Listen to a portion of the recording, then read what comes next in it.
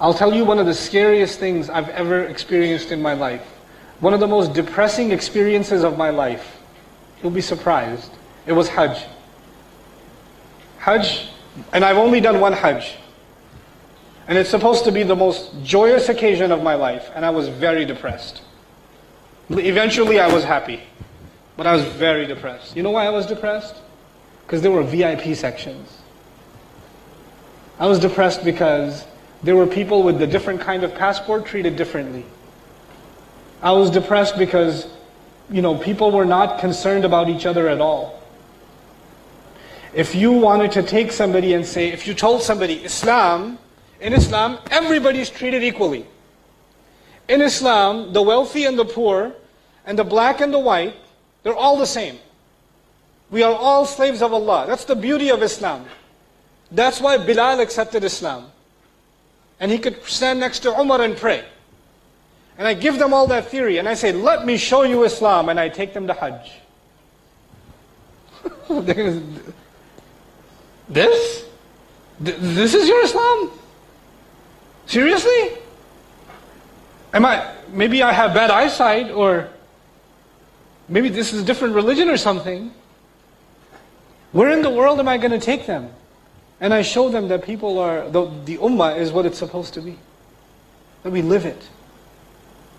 Until we become models of it, please listen to this. I know it's controversial. I may get in trouble for it. I don't care. This is what I'm convinced of. Until we, the ummah, are a model of this deen, we don't get to hate the kuffar. We don't get to say, these kuffar, they're going to go to Jahannam. Who cares about astaghfirullah? These people worship. What have you shown them? What have I shown them? Talk is half the equation. The living model is the other half. That's what the prophets were. The prophets were not all talk. The prophets were not great speeches. They were living examples. Before Rasulullah sallallahu alaihi wasallam was a Rasul, what was he called by the people? As-Sadiq Al-Amin. You guys know this, right? True, honest. Is that the first qualities people know about the Muslim Ummah today? Think about that. Before the Prophet was even given the responsibility to do da'wah, he proved his credibility. That is his shahada. Because that's when he taught Islam, people said, we have to listen, he's an honest man. He's the most truthful man I know. Obviously this is the right religion. Today you find those good qualities, non-Muslims have them. Way more than the Muslims have them. It's a shame. It's a shame. And we have to be the ambassadors of those qualities. We are too obsessed with preaching Islam and not living it. When we think about da'wah. And that may be da'wah, but it's not shahada ala nas. Because the shahada means what? Witnessing. People saw you, people saw what you're like, and then they still rejected. Then you get to say to Allah, Ya Allah, we tried to live by your deen. We tried to stay away from the haram, abide by the halal. We did justice every way we could. And then we also gave them the message of Islam, and Ya Allah, they didn't listen. Then we have a case. And by the way, think about the opposite. As Mawludi rahimahullah put it, think about the opposite. If we don't do this, if we don't become witnesses over humanity, in the way that we're supposed to, and we come in front of Allah on Judgment Day, and the neighbors that we had, the Hindu, Buddhist, Christian, Jewish, atheist, agnost neighbors that we had, stand in front of Allah on Judgment Day and say, Ya Allah, I had no idea what is Islam. And Allah will say, didn't Abdul Karim live next door?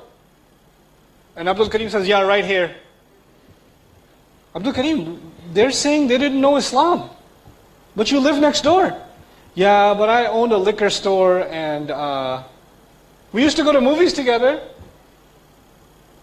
They don't know any Islam from you. They just know don't do business with Abdul Karim because he's a shady guy. How are they going to know Islam from you? Because you gave them some iftar in Ramadan? That's how they know Islam from you? Who's in trouble now? Is this guy in trouble more or this Abdul Karim in trouble? You understand what's happening here? If this is a huge burden put on this ummah. Now we will be standing trial before Allah Azza wa Jal. Because the people will say, Islam is beautiful, but not the Ummah. Islam is amazing, but how would I know? How in the world would I know? You know? That's لِتَكُونُوا شُهَدَاءَ عَلَى النَّاسِ. And an-nas, all people. Which means whichever culture we belong to, whichever nation we belong to, Islam can be practiced there. Islam can survive as a minority and a majority. Islam can survive when you're the only Muslim in the village. Islam can survive when you're 1 million people and the other one is 1 or 2 people. Islam is not dependent on numbers. It's not. It's not dependent on environment. You will be witness to humanity no matter what situation, no matter what environment. لِتَكُونُوا شُهَدَاءَ عَلَى النَّاسِ. You know what this also taught us? This ayah taught us we cannot stay among ourselves. We cannot stay Muslim among Muslim only. Muslims have to deal with Hindus. They have to deal with Buddhists. They have to deal with people of other religions. They have to interact with them. They have to share concern with them. Because they're people of Ibrahim. Ibrahim never stayed in one place, did he? Always dealing with other people? Always concerned about other people? You know what anybody here know what Ibrahim a.s. did with the people of Lut? The angels came to Ibrahim first, and he said, why are you here? They said, we are going to kill everyone in the nation of who? Lut. Ibrahim said, oh, they're gay, right? Yeah, kill them. What did Ibrahim do? He argued on their behalf. If it was one of us, we're like, Alhamdulillah, finally. Is it going to be nuclear? And Ibrahim a.s. is, يُجَادِلُنَا فِي قَوْمِ لُوتٍ. We are مِلَّةَ بِكُمْ Ibrahim. We are supposed to be a mercy and a source of da'wah to all people. All people. Can you imagine how far we've come from that? How far away we are from that deen? So that's the first implication. Then listen to this hadith of the Prophet ﷺ عن Abi Sa'id al-Khudri. يُجَاءَ بِنُوحٍ يَوْمَ الْقِيَامَةِ. Amazing hadith. Nuh will be brought on Judgment Day. فَيُقَالُ لَهُ هَلْ بَلَّغْتَ. He will be asked, did you deliver the message? Who is being asked? Nuh alayhi salam. Did you deliver the message? فَيَقُولُ نَعَمْ يَا رَبِّ. He will say, yes, Master. I did. I delivered the message.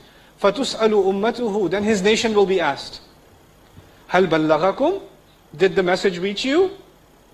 فَيَقُولُونَ مَا جَاءَنَا مِن نَذِيرٍ. They're going to say, no, nobody came warning us. Nuh is saying, I did my job. His entire nation says, no. What are you talking about? We didn't have any warner. We didn't have any messenger. فَيَقُولُ مَنْ شُهُودُكَ. Allah will say to Nuh, do you have any witnesses that can prove that you're telling the truth? Allah is asking who now? Nuh. And Nuh answers, فَيَقُولُ مُحَمَّدٌ وَأُمَّتُهُ. He says, yes, the people that will defend me will be Muhammad and his ummah. Muhammad and us on Judgment Day. We never met Nuh alayhi salam, but did we recite Surah Nuh? Did we recite ayat of Nuh? Did we know that he delivered the message? This Quran, we believe it? And so he says, فَيُجَاءُ بِكُمْ فَتَشْهَدُونَ. Then Allah will bring all of you and you will all testify. Yes, Nuh delivered the message. We learned that in Quran. Allah made us a witness against the people of Nuh on the Day of Judgment. Even against them. We're not just a witness against the people who live in our time, we're even a witness against the criminals of all history. And it also means we are witness in favor of all of the believers of the past. I'll give you just one example. Shahada ala nas. Ashabul Kahf. You guys know the famous story, right? Ashabul Kahf. If the Quran did not teach Ashabul Kahf, these fitya, these young people, everybody in the world would have believed that these are Christian saints who believed in the worship of Jesus. That's what the whole world would have believed. That these were saints. There's a church in their name still. There are churches in their name, Jacobite churches. Nobody came to testify and say that these were believing men. These believers were good men and they didn't do any shirk. They stood by Allah except Quran. And through Quran, this ummah testifies for them. We're the ones who came to defend them. This Quran, through this Quran, we will testify for all the believers who have ever lived in history, which nobody knows about. And we will be their witnesses. We will be their backup. This is, subhanAllah, rahmatan lil alameen. The messenger is a rahmah for all the nations of the world in the future and in the past. Even in the past, subhanAllah. Even for people that we've never heard of. You know, people in history that we don't know where they're buried. But they believed in La ilaha illallah, we will testify for them. This ummah is so honored, subhanAllah.